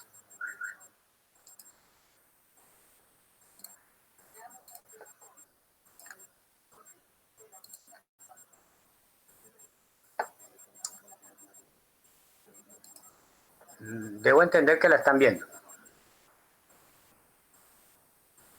Sí, doctor. Bueno, les agradezco. Entonces vamos a ver si rápidamente vamos haciendo claridades. Lo primero es que, esto no lo dijimos cuando hablamos de ciclo menstrual, pero esto es un complemento, y es que la producción de folículos parte lógicamente de las células germinales, que son las oogonias, y ellas tienen un proceso de mitosis de tal manera que llegan a ser aproximadamente 7 millones en el séptimo mes de embarazo, en el séptimo mes de vida fetal, que es el momento en que la mujer, que está en ese momento en estado fetal, tiene más cantidad de células germinales de tipo reproductivo, ogonias. A partir de allí, ya ha iniciado, en esa mitosis ya ha empezado también el proceso de meiosis. Y la meiosis tiene el inconveniente que ustedes ya saben, y es que arranca la meiosis y se quedan en diplotene de la profase de la primera división meiótica. Entonces ya no van a completar. Mientras eran mitosis, ustedes saben que la mitosis va produciendo multiplicación celular. Pero aquí ya empieza, o ya empezó antes la meiosis, y llega un momento en que el rendimiento baja, entonces ya no aumenta el número de ogonias. Número 1. Y número 2, en ese momento, ya el desarrollo folicular permite que exista la atresia. O sea, ya va a haber folículos que se van a desarrollar hasta la fase preantral y antral temprana, y eso se pueden encontrar en el ovario fetal, pero ellos no siguen su desarrollo, entonces tienen que tomar el camino de la atresia, lo cual obviamente hace que ese rendimiento baje todavía más. Es decir, que normalmente el eje, que como les decía el eje, aquí arribita lo muestro, el eje hipotálamo, hipófisis, ovario está listo desde el 6º mes, pero está inhibido en ese momento por los estrógenos placentarios. Hago un paréntesis. Los estrógenos placentarios son fundamentalmente de estriol. La placenta produce estriol. Recuerden que tenemos estradiol para producción en la granulosa en la mujer en vida reproductiva. Estriol en la placenta. Y más adelante, cuando lo vamos a ver mañana, que vamos a hablar de menopausia, en la menopausia la hormona que se produce principalmente de estrógeno se llama estrona, que son los 3 estrógenos principales. Entonces aquí estos niveles de estradiol pueden inhibir el eje hipotálamo hipófisis ovario de tal manera que hay inhibición de las gonadotropinas, pero el eje está en capacidad de funcionar. Y como les decía, entonces tenemos un proceso de atresia. ¿Esto a qué nos lleva? A que cuando nace esa mujer que venía en la vida fetal y nace, realmente solo tiene 2 millones de células germinales en promedio. Incluso algunos han hecho estudios en que el dato no es 2 millones, sino entre 500 y 2 millones, entre 500 millones de células germinales. Evidentemente, esto es una reserva muy buena si la mujer va a tener menstruaciones ovulaciones, que se transforman en menstruaciones, entre los 14, pongámosle, o 13 y 50 años. Hay suficientes óvulos en potencia para esas ovulaciones que vienen. Pero sí se nota que baja el número de células germinales. Te escucho. En el proceso de ovulación y de menstruación, ¿puede salir más de un óvulo? No es común, pero sí. La gemelaridad que ustedes conocen de las familias se debe a que algunas mujeres llegan a tener más de un folículo dominante y pueden producir una ovulación mayor de uno. Lo típico es que ustedes arranquen, como les mostré, con una serie de folículos que están en fase antral disponibles para el próximo ciclo, de los cuales solo uno va a llegar a ser dominante y solo uno va a ovular. Pero los otros arrancan el proceso, o sea que ellos se gastan. Esos que se gastan realmente reflejan solamente la parte de arriba del iceberg. Se gastan, ¿cuántos le dije que podía tener? 12. Se gastan 12 aparentemente, pero para que esos 12 llegaran donde están, arrancó una cohorte de 400 o 500. O sea que cada ovulación le puede costar a la mujer unos 400 o 500 inicialmente, que invierte para llegar a uno. Pero algunas tienen un rendimiento mejor y pueden tener 2, que son las que tienen la tendencia a tener hijos gemelos. Ustedes saben que la gemelaridad familiar la transmite la mujer y que hay mujeres que incluso han tenido más de una pareja de gemelos. Hay señoras que tienen 5 hijos porque tuvieron gemelos y después uno. Entonces te contesto tu pregunta que sí. Lógicamente estoy hablando sin usar medicación. Cuando se usa medicación es muy común que se produzcan ovulaciones múltiples. Esa era la pregunta. Sí, doctor, muchas gracias. Perfecto. Entonces seguimos aclarando que en el momento del parto bajan los niveles de estrógeno. Ojo, por si lo llaman y le preguntan. Una niña que acabó de nacer y presenta un sangrado genital. Perfectamente podemos estar ante un hecho fisiológico porque es tan brusco el descenso de estrógenos que vienen de la placenta, como el aumento de las gonadotrofinas hipoficiarias que se liberan, porque aquí está la elevación, esa elevación de gonadotrofinas puede hacer que empiece a funcionar el ovario fetal, a producir estrógenos, estimular el endometrio y producir un sangrado. O sea, prácticamente esa es una especie de primera menstruación que genera una gran alarma, pero que finalmente después todo eso pasa porque este es un periodo de transición que, si bien aquí dice que es de 6 a 18 meses, los eventos principales de aumento de gonadotrofinas y de estímulo del eje hipotálamo hipófisis ovario básicamente se dan en los primeros 6 meses. Miren que aquí se encuentra que hay secreción vaginal, que incluso el cérvix y el cuerpo el uterino tienen una relación de que el cérvix es el doble del cuerpo uterino. Es un útero que pesa, en este caso, 4 gramos. Y después vamos a ver cómo disminuye de peso. E incluso el himen tiene algunas características que indican estímulo hormonal. Todo eso se puede dar en el momento del parto. Y como les decía, tenemos 2 millones de células germinales para ovulaciones potenciales. ¿Qué pasa en la infancia? Pues ya nos lo explicaron. Las gonadotrofinas llegan a un nivel bajo, se quedan allí, pero los estrógenos también. Y recuerden que ustedes me explicaron que el eje, cuando funciona normal, en la medida que los estrógenos suben, inhiben las gonadotrofinas, pero en la medida que bajan, las gonadotrofinas debían subir. Pero aquí no pasa eso. Aquí ambos bajan y se quedan en ausencia de respuesta, por las razones que ya se dijeron que están en investigación. Y esto hace que al bajar los niveles de estrógeno, el himen que estaba turgente, que estaba desarrollándose, ya se vuelve otra vez como atrófico aparentemente, el útero disminuye de tamaño, el pH vaginal se vuelve alcalino, todos son indicativos de bajo estímulo hormonal. En la infancia, en la quiescencia, en la quietud hormonal, y aparece el proceso puberal. Entonces, aquí les aclaro que se acepta a nivel internacional que a los 8 años empiecen los cambios.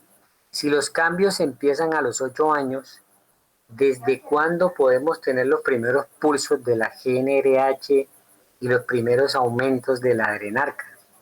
Los podemos tener casi que 2 años antes.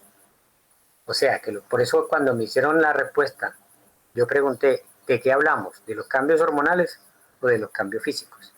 Los cambios hormonales de la pubertad pueden empezar 2 años antes que los cambios físicos. Como claramente lo explicaron, hay un aumento de la LH más que la FSH. Al principio, cuando todavía no sabemos que la niña va a empezar su proceso puberal, la FSH empieza a tener pulsos más elevados que la LH. Pero cuando ya empezaron los cambios, que está haciendo efecto todo el cambio hormonal, realmente lo que se mide en ese momento es la LH, que tiene pulsos amplios y más frecuentes, que inicialmente son nocturnos.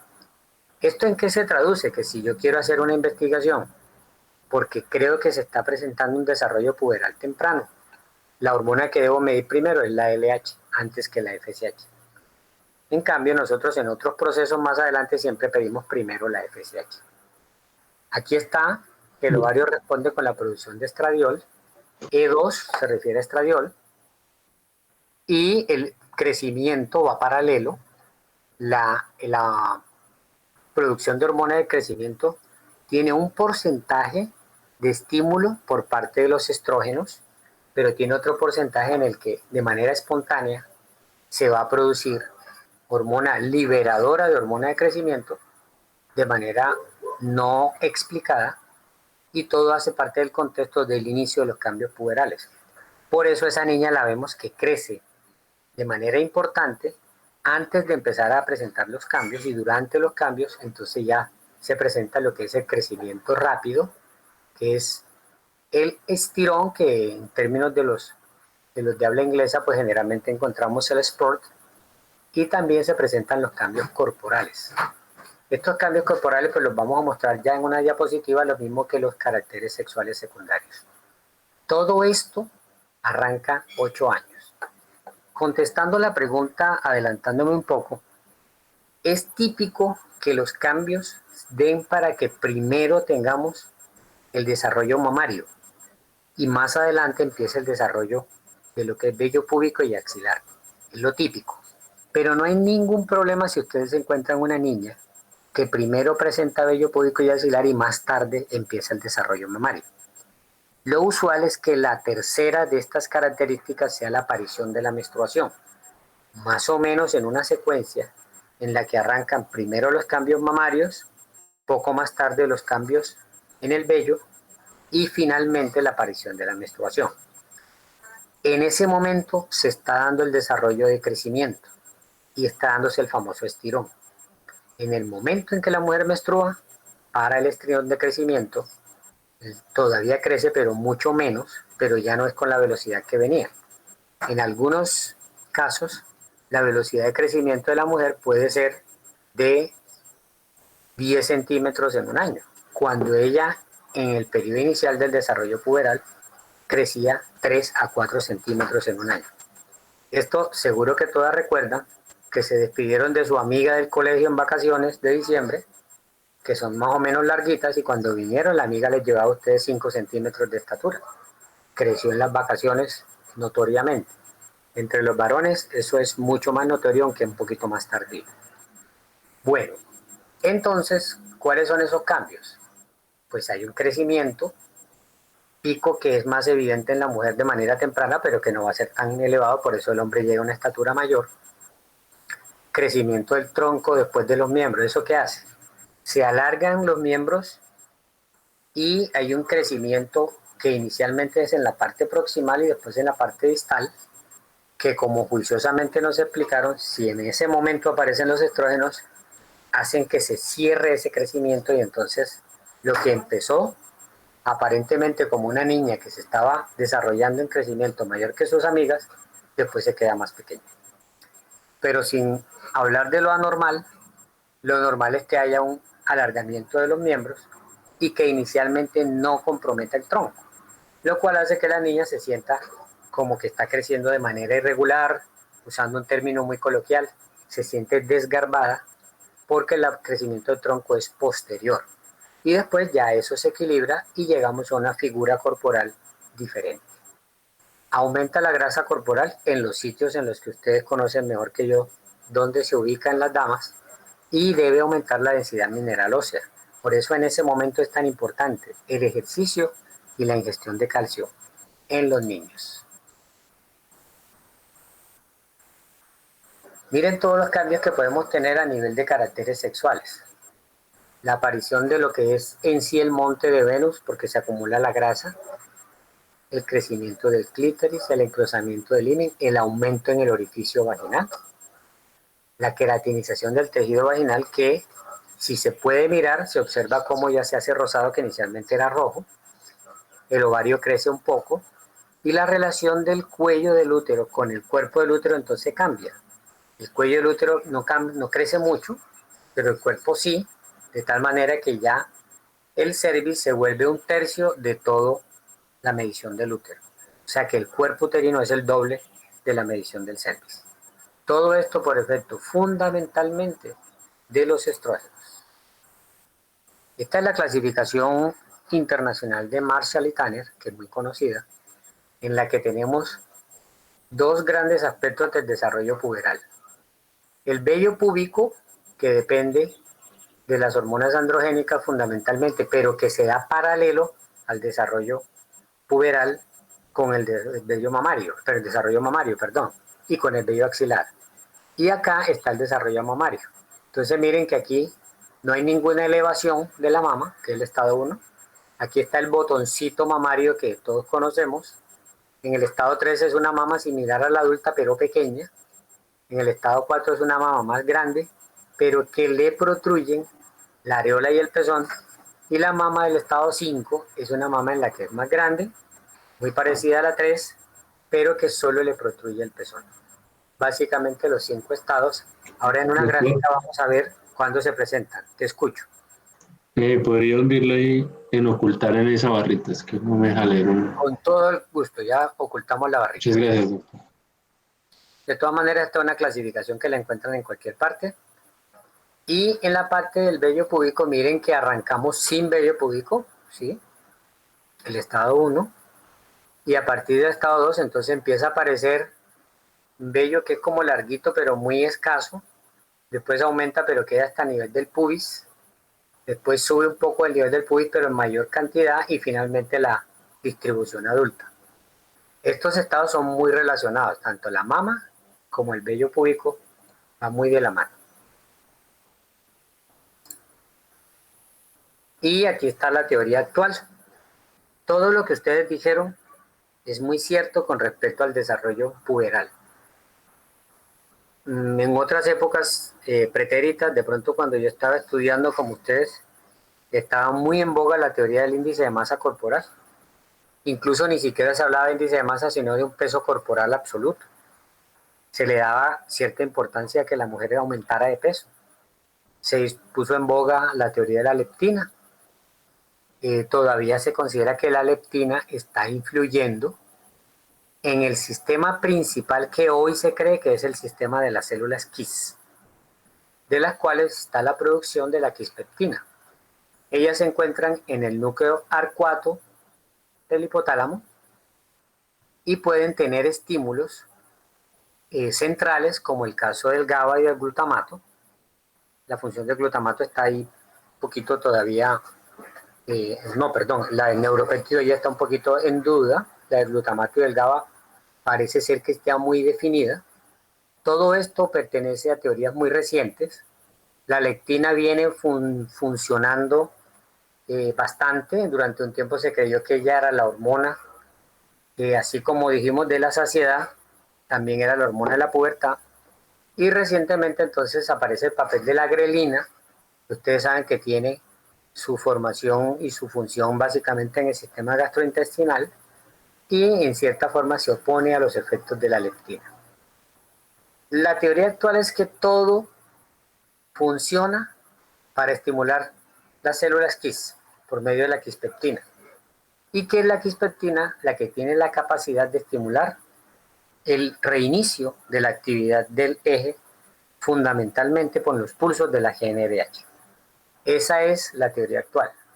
Todavía sigue pendiente qué es lo que hace que la quispeptina empiece a estimular el eje. O sea, todavía no se sabe cuál es el factor disparador del factor disparador.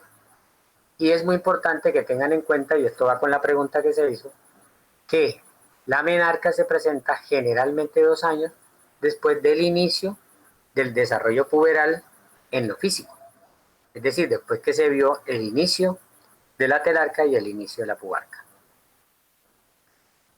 Y en esta gráfica resumimos todo.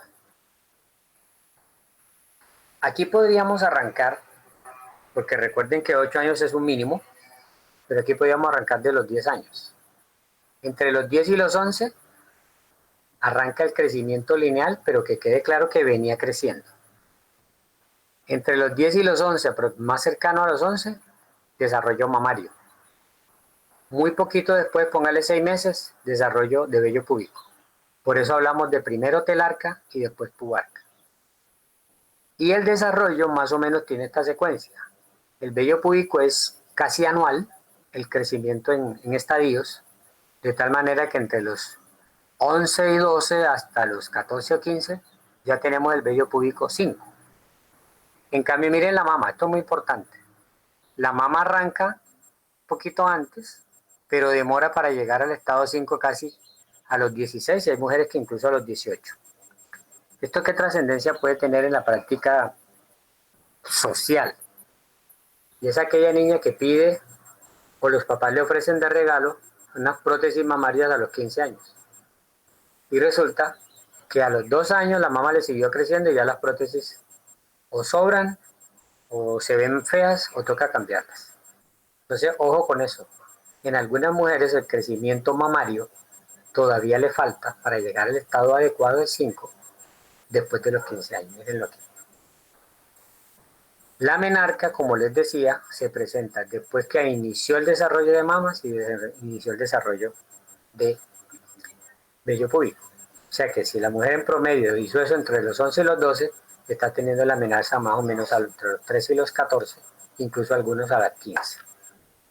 Y como les decía, el crecimiento que se dispara aquí de manera lineal, disminuye y en el momento de la menarca ya empieza a bajar.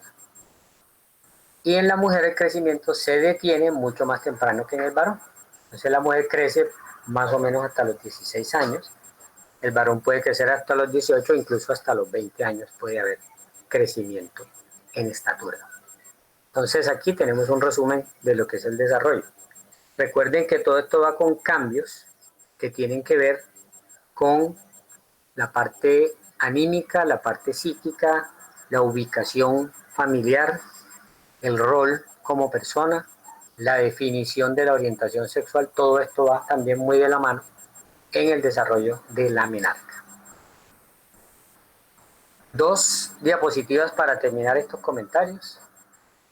Se considera que es amenorrea primaria, es decir, no menstruar de manera primaria, significa que nunca ha menstruado y que en este momento lo consideramos un problema si no tiene menstruación, habiéndose un desarrollo sexual normal a los 15 años, o si no tiene menstruación a los 13 años y además no hay desarrollo de caracteres sexuales. Posibles niveles de causas, alteraciones hipotalámicas o hipofisiarias para considerar las centrales, o periféricas que pueden ser las del ovario o los obstáculos del tracto de salida. En hipotálamo, posiblemente ustedes revisen y encuentren el famoso síndrome de Kallmann, que también tiene mucho que ver con el desarrollo del bulbo olfatorio, entonces son niños que pueden tener anosmia. Las alteraciones hipofisiarias, puede haber tumores que produzcan hormonas que afecten el efecto de las hormonas hipofisiarias, ¿sí? O incluso el adenoma de hipófisis, cuando produce niveles de prolactina muy elevados, puede inhibir todo el eje hipotálamo, hipófisis, ovario. A nivel de ovario, pues existe la posibilidad de que la gónada no se desarrolle por razones genéticas. La causa más frecuente del síndrome de Turner, que se llama digenesia gonadal, y en el caso de los obstáculos del tracto de salida, puede haber un himen no perforado o puede haber un tabique vaginal producto de una alteración del desarrollo de los conductos de Müller. Todo esto constituye causas de amenorrea primaria. Y lo contrario, y ahí está la respuesta, o no, la respuesta no, la ampliación de la pregunta de Carol. La pubertad precoz puede ser verdadera, y es que el eje hipotálamo, hipófisis, ovario se despierta antes de tiempo.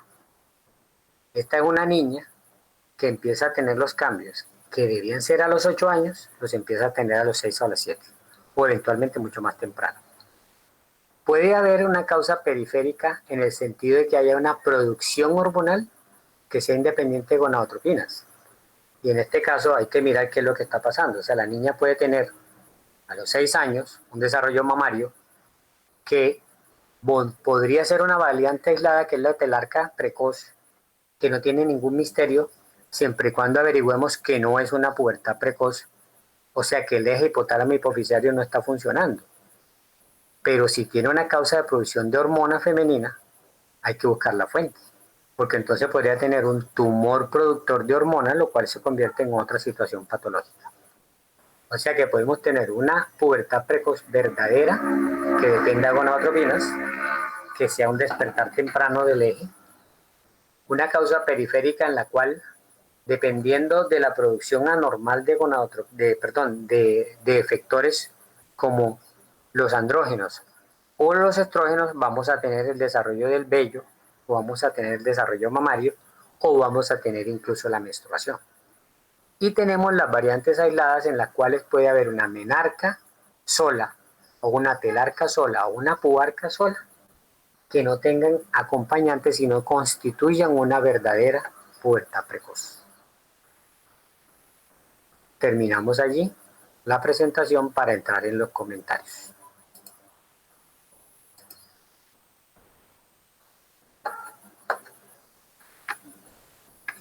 Doctor, una pregunta, por favor. Es que en algo que yo leí decía que la presencia de un adulto varón no relacionado biológicamente puede estar relacionado con que inicie más temprano la pubertad. ¿Eso por qué puede pasar? Me perdí. Repíteme. Que en algo que yo leí decía en un artículo, creo que en el que usted nos envió de pubertad, decía que la presencia de un hombre, varón, sí, de un hombre que no está relacionado biológicamente con la niña, se relaciona con un inicio de la pubertad más temprano. Sinceramente te agradecería que me envíes la referencia y yo la reviso. A veces yo no tengo claro la respuesta para eso, no tengo ese concepto. A veces cuando leemos la bibliografía, sobre todo si está en un idioma extranjero, en la traducción podemos tener alguna dificultad. Entonces yo te pediría el favor que me envíes dónde lo leíste y lo leemos juntos, para poder yo responder esa pregunta, porque sinceramente no tengo claro por qué podría pasar. Bueno, señor, muchas gracias. Quedo pendiente, Julián. Bueno, Carol, repite tu pregunta. Ahora que ya tenemos estos elementos. Sí, doctor, que yo estaba preguntando que por qué había mujeres que de pronto tenían su desarrollo puberal antes de lo estipulado. Correcto. Entonces, de pronto ya lo insinuamos con el último comentario. Existe la pubertad precoz, la cual tenemos que identificar y tratar, porque claramente dijimos que si se desarrolla temprano, no va a crecer y además va a estar expuesta a la posibilidad de abuso, sobre todo, y de quedar en embarazo a edad muy temprana. ¿Sí? Entonces, esa es la pubertad precoz. Y dentro del estudio de la pubertad precoz tenemos que mirar si verdaderamente es una pubertad de tipo real, central, por despertar del eje hipotálamo, hipófisis, ovario, la cual gracias a Dios hay tratamiento que la puede detener y aplazar, o si es una pubertad de origen periférico porque hay producción de hormonas a nivel periférico que estén influyendo, y que a su vez hay que determinar la causa, ya sea un tumor productor de estrógeno, un tumor productor de andrógenos, una hiperplasia suprarrenal, que ustedes saben que es una patología que puede producir alteraciones, en este caso podría producir un aumento de los andrógenos. Entonces implica un proceso de estudio diagnóstico. Pero entonces el contestarte es hacerte el listado de las situaciones patológicas que puede haber. Y el sangrado solo, en una niña muy pequeña, ya sería cuando está cerca del parto, en los primeros semanas o eventualmente en el primer mes, que lo pudiéramos considerar un despertar fisiológico de las gonadotropinas que estimula de manera temporal. El estrógeno produce un estímulo en el endometrio y pudiera sangrar, pero esa es otra situación. Espero que haya quedado un poquito más de claridad ahora con esa pregunta que habías hecho. ¿Más preguntas? Muchas gracias, doctor.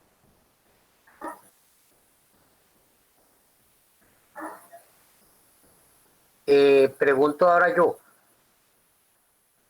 ¿Esta presentación ayudó a organizar la información? Sí, doctor, a mí me parece que sí ayuda. Miguel, que me dijo que también se notaba como que un poco Sí, confuso. doctor, pues a mí me pareció mucho mejor porque aquí uno primero resuelve el taller, tiene como algunos conceptos, pero pues como vimos a veces el taller a uno enreda conceptos porque encuentra diferentes fuentes y cree que algo es diferente, pero pues cuando ya ven las diapositivas se tiene como un orden más de todos los conceptos. Bueno, les pregunto, si se les ocurre con lo que sabemos hasta ahora, ya para cierre. Una niña de 7 años tiene un desarrollo mamario, no tiene ningún otro indicador de desarrollo puberal. ¿Qué puede estar pasando?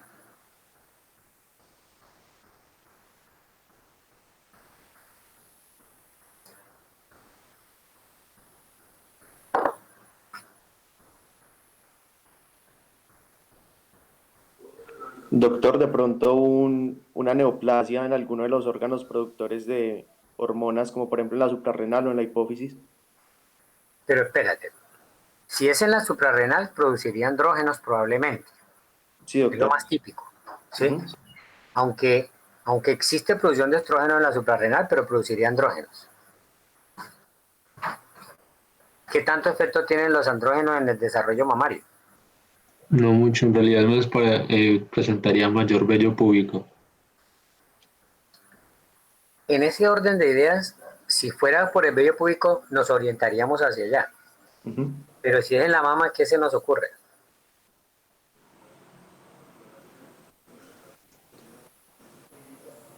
Pues doctor, un aumento de la liberación de los estrógenos, pero pues... Doctor, existe, no sé, tumor en la hipófisis, un adenoma de hipófisis.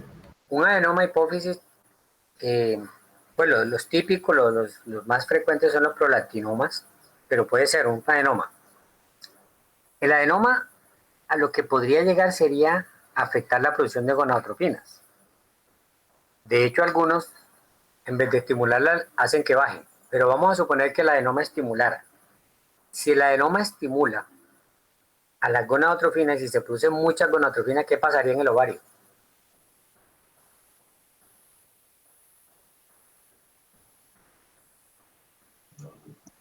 Pues doctor, se empezaría el desarrollo folicular mucho más temprano y con ello la menstruación. ¿Y qué habría? Menstruación. Exacto. O sea, si nosotros pensamos que la causa es un factor que hizo arrancar al eje hipotálamo, hipófisis, ovario, así no sea todo el eje, así sea en este caso el eje hipófisis, ovario, pues se presentaría una pubertad precoz de origen central hipofisiario, ¿sí? O sea que tendría las demás características de la pubertad probablemente. Pero ella solo tiene el desarrollo de mama. Doctor, ¿y si pues las hormonas que impiden, como la GABA, que impiden la producción de la hormona liberadora de gonadotropinas, pues seguirían impidiendo en esa niña, entonces ya no se podría hacer lo de la menstruación y las demás cosas, sino que solo sería lo de las mamas por los estrógenos? Pero es que los estrógenos son capaces de estimular al endometrio independientemente que a nivel central esté quieto. El endometrio es muy sensible. De hecho, les doy un adelanto. El endometrio de la mujer es tan sensible que yo puedo prepararlo para recibir un bebé en un útero que ya tenga cierre de su edad reproductiva. O sea, el útero de una mujer menopáusica, si yo le doy estrógeno, sangra. El de la niña también. Independiente que a nivel central esté todo quieto. Doctor, de pronto, pues no sé qué tan bobo suene, pero una distribución corporal diferente del tejido adiposo, ¿no? Pero si tiene una distribución corporal diferente del tejido adiposo, ¿qué me estás queriendo decir? ¿Que se fabriquen estrógenos a nivel del tejido adiposo? Tal vez ese aumento de la leptina pueda generar el aumento del inicio de los estrógenos. Volvemos a lo mismo, sería un aumento general. Entonces, el ejercicio que ustedes están haciendo me parece muy válido, y es que están buscando fuentes de explicación a esta situación. Esta es una situación que posiblemente vean ustedes algún día o en la consulta de pediatría por lo menos, y se llama telarca aislada, telarca precoz pero aislada. Y prácticamente no tiene mayor trascendencia clínica siempre y cuando nosotros hagamos un análisis del resto de los órganos y veamos que no se está desarrollando todo el proceso puberal. O sea, la niña puede estar en esa condición, las mamas empiezan a crecer, generalmente no crecen mucho, y finalmente la niña, cuando va a arrancar, arranca parejo y todo se nivela. Entonces, esto es una situación que existe que se llama la telarca precoz. ¿Sí? Telarca sola. Ahora, una pregunta para terminar. Llega la niña de 15 años, no ha menstruado, tiene desarrollo normal de caracteres sexuales y la estatura que tiene es el promedio para su familia, ella ya casi está a la estatura de la mamá. ¿Qué puede estar pasando? Doctor, ¿me podría volver a repetir la pregunta, por favor? 15 años. Caracteres sexuales desarrollados, acorde. En clasificación Tanner y todo va muy bien. Figura corporal de mujer, adecuada, ya hizo el pico de crecimiento, está acorde a la estatura promedio de su familia. Solo que no ha menstruado. Doctor, un himen imperforado. Un himen imperforado. Si yo dije que eran normales los caracteres sexuales, supuse que dije que el himen estaba bien, pero no se lo hemos visto. Perfecto, no hemos visto el himen. Bueno, Valentina, ¿qué crees que podría presentar una mujer con un himen imperforado y estando todo normal? O sea, al tener el himen imperforado, ¿tú qué me quieres decir? ¿Que ella sí empezó a menstruar y la sangre no ha salido? Sí, doctor. ¿Y esa sangre dónde está? Pues está acumulada ahí en el útero, pues Y entonces, ¿qué se te ocurre? pues ella no podría tener como dolores o algo así. Debería tener unos dolores mensualmente equivalentes a las menstruaciones desde que ella empezó y no nos dimos cuenta. O sea que tendríamos que agregarle este cuadro clínico, que no lo dijimos, que de hace unos 6 meses presenta unos dolorcitos pélvicos de manera periódica que después se le pasa. ¿Y qué más podría tener, Valentina? No se me ocurre más, doctor. ¿Y la sangre va dónde fue? Pues no puede tener como de pronto ahí distensión. El útero empieza a sangrar y se va para la vagina, ¿cierto? La sangre.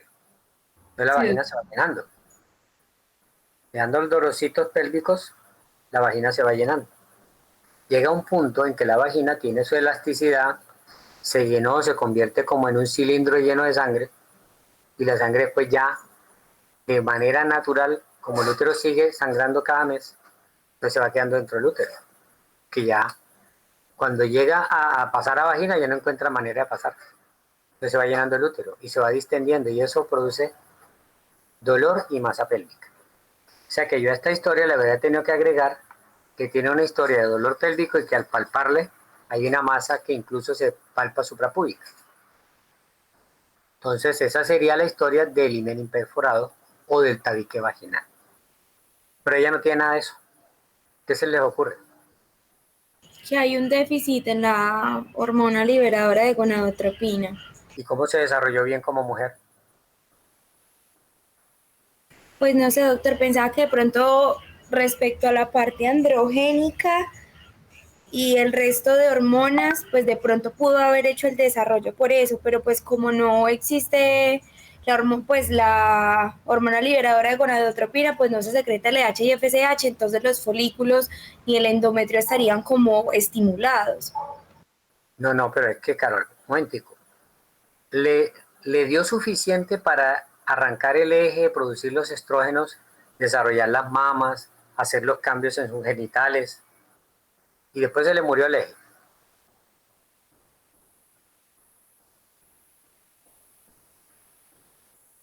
No, doctor, entonces no sé. Dígame otra explicación a ver si... Esto no es de conocimiento, esto es más que todo como un poquito de sentido común.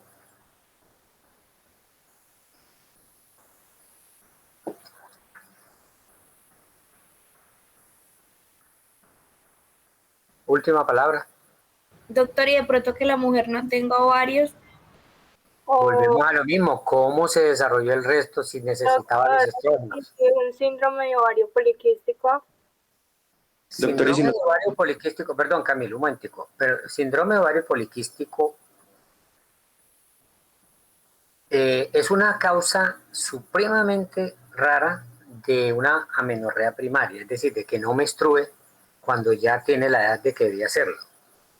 Francamente sería de pronto un caso para publicarlo, porque se sabe que existe. Pero recuerden que la mujer con el síndrome de ovario poliquístico, aparte de que va a tener la morfología ovárica, que pues va a ser difícil evaluarlo en ella si es virgen, habría que hacer una ecografía suprapúbica, etc. Pero generalmente tienen unas características físicas que como mínimo nos podrían orientar sobre un hiperandrogenismo. Pero nosotros dijimos que ya está desarrollada de manera natural, normal. Si tiene hiperandrogenismo, una de las características principales es una distribución del vello corporal en forma masculina. ¿Sí? Es la mujer que tiene vello en el pecho, en el abdomen, en la espalda, en los labios, el labio superior, en el mentón, ¿sí? Que constituyen lo que se llama el hirsutismo. Y entonces ella no tiene nada de eso. No podemos hablar de atrasos menstruales porque obviamente no ha menstruado. Y tendríamos que hacer una ecografía para mirar si los ovarios clasifican para poliquísticos. Te cuento que queda como hablando coloquialmente, como traído de los cabellos. Camilo, ¿cómo es la cosa? Pues doctor, estaba pensando que, y sabemos que la paciente es virgen. Lo suponemos. ¿Por qué? ¿Qué estás pensando? Pues que un embarazo. Bueno, entonces esto me lo van a escuchar decir cuando lleguen allá a ginecología, se lo habré dicho desde acá. Siempre que tengan un atraso menstrual en una mujer que crean que podría quedar en embarazo, siempre piensen en el embarazo y de hecho en hacer una prueba de embarazo. Así sea la monja superiora del colegio. No se les olvide esto. Entonces, esto es una mujer que ya está bien formada, ya tiene la estatura de la mamá, es muy bonita, por cierto, tiene sus caderas, sus pechos, todo. Entonces, si bien la respuesta no es exactamente esa, es importante el comentario de Camilo para que lo tengan en cuenta siempre en una mujer, sobre todo si no es este caso, sino que ya había empezado ciclos y de pronto presenta un atraso. Cuando ya tenemos un atraso, la primera causa de atraso menstrual es el embarazo, no se nos olvide eso. Pero, en este caso, eventualmente podríamos considerarlo en una mujer que no ha iniciado sus sangrados y que posiblemente inició vida sexual y tenía un ciclo ovulatorio en el cual teóricamente se iba a convertir en su primera menstruación y justamente ese ciclo fue ovulatorio. Todo eso es difícil de lograr que suceda a menos que ella le haya ocultado a la mamá que sí empezó a menstruar. Porque los primeros ciclos de la mujer en su vida reproductiva tienden a ser no ovulatorios, es decir, ciclos anovulatorios. Entonces, la sospecha de Camilo es válida, es muy difícil que suceda realmente. Yo la pondría en el mismo nivel del otro que dijeron ahora, del ovario poliquístico, porque se tendrían que dar una serie de situaciones que es muy probable que no coincidan. ¿Y cuál es la explicación entonces?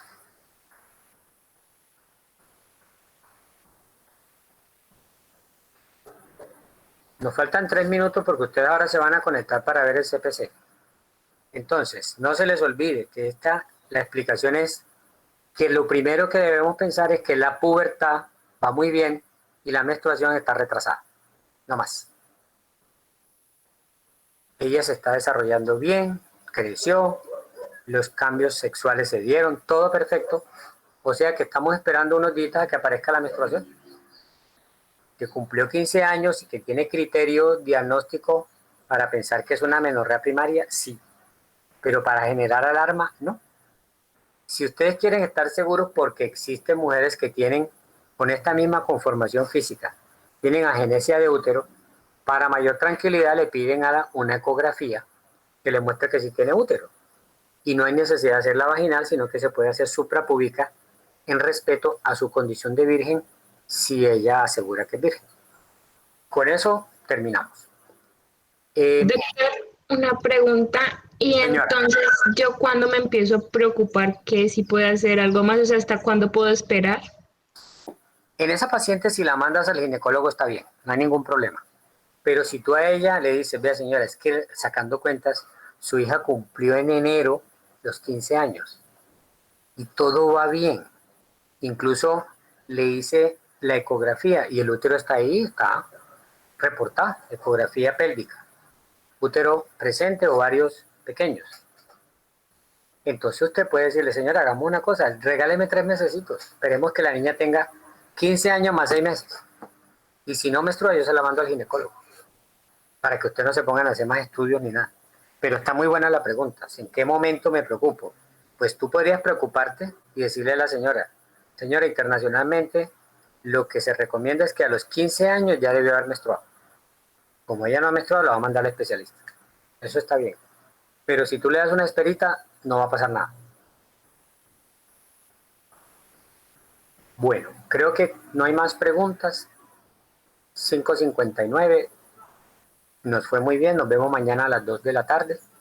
Yo ya les mandé pues unos apoyos. También vamos a hacer la misma metodología. Charlamos un rato y hacemos una presentación de resumen. Muchas gracias por la participación. Que tengan un resto de tarde muy feliz. Gracias, doctor. Gracias, doctor. Hasta luego. Hasta luego.